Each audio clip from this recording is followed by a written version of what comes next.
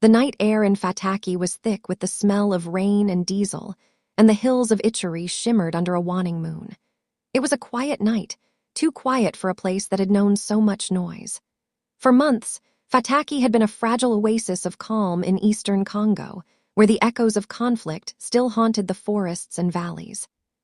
The blue helmets of the United Nations peacekeepers had become a familiar sight in town, their white armored vehicles parked beside the market square, their presence a reassurance that maybe, just maybe, peace had a chance.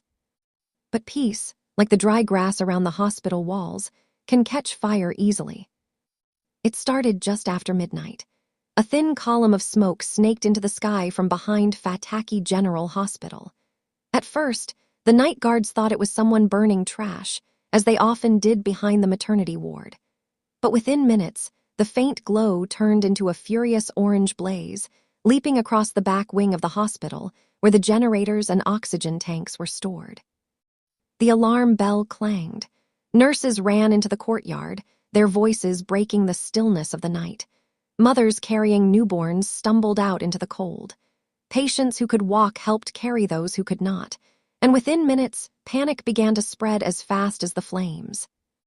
Lieutenant Rajan Kumar of the UN peacekeeping contingent, a soft-spoken man from Nepal, was already awake. His small team was stationed less than a kilometer away. The moment he saw the orange glare reflected on the clouds, he grabbed his radio. "This is Blue Base to all units. Fire at Fataki General Hospital. Repeat, fire at hospital. Mobilize immediately." Within 5 minutes, 2 armored personnel carriers rumbled toward the hospital, headlights cutting through the smoke.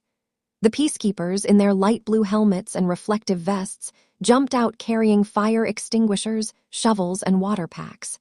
They were trained for conflict, not firefighting, but in Ituri, every skill was a survival skill. When they arrived, the situation was dire. The back wing was already consumed, and flames were racing along the roof toward the wards. The local volunteer fire brigade had no working engine. Their water pump had broken weeks earlier. Nurses were forming a human chain to carry patients into the courtyard, while others used buckets to throw muddy water from the nearby ditch onto the flames. Lieutenant Kumar shouted orders, his voice cutting through the chaos.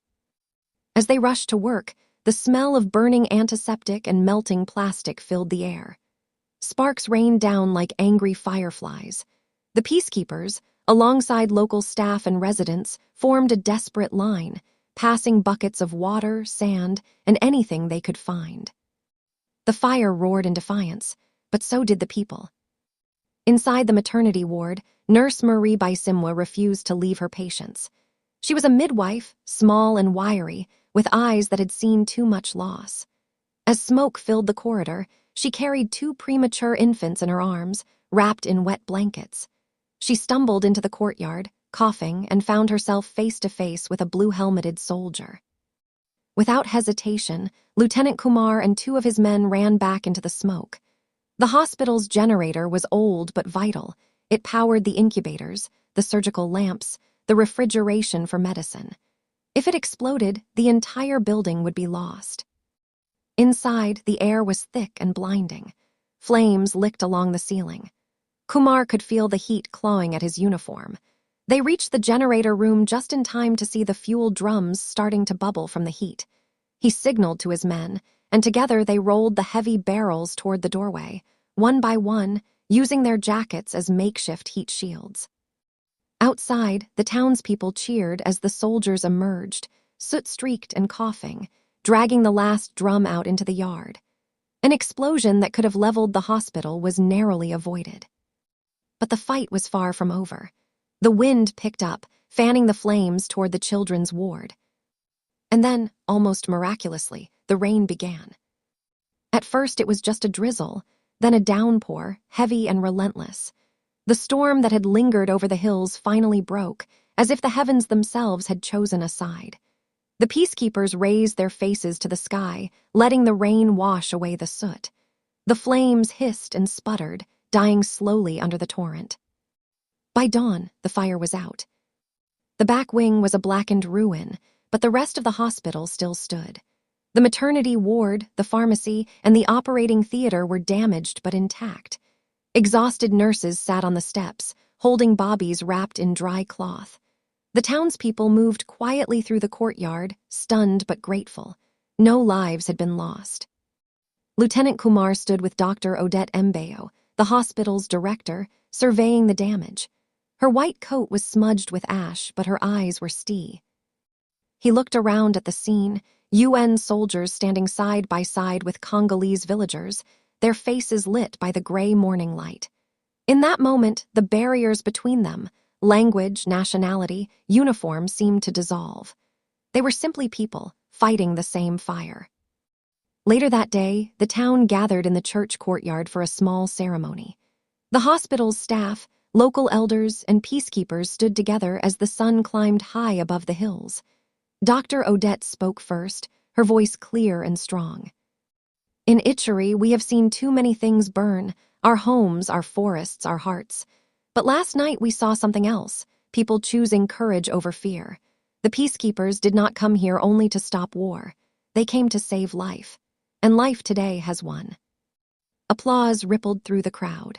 Children who had been patients only hours before ran around with paper flags bearing the UN emblem. Someone started singing a local song of gratitude, and soon the voices joined in chorus, soft at first, then swelling with pride.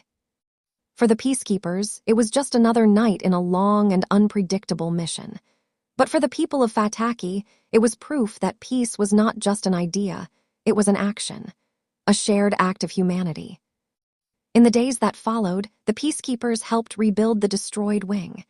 Engineers from the UN mission brought materials, local carpenters volunteered to help. The new structure rose slowly, painted in white and sky blue, a symbol of renewal. On the wall above the entrance, the hospital staff hung a sign painted by the children. Fataki General Hospital, born from fire, saved by peace. At sunset, the hills glowed gold, and the rebuilt roof shone like a promise. The wind carried the sound of hammers, laughter, and hope. And though the world beyond Fataki still struggled with conflict, for one fragile moment,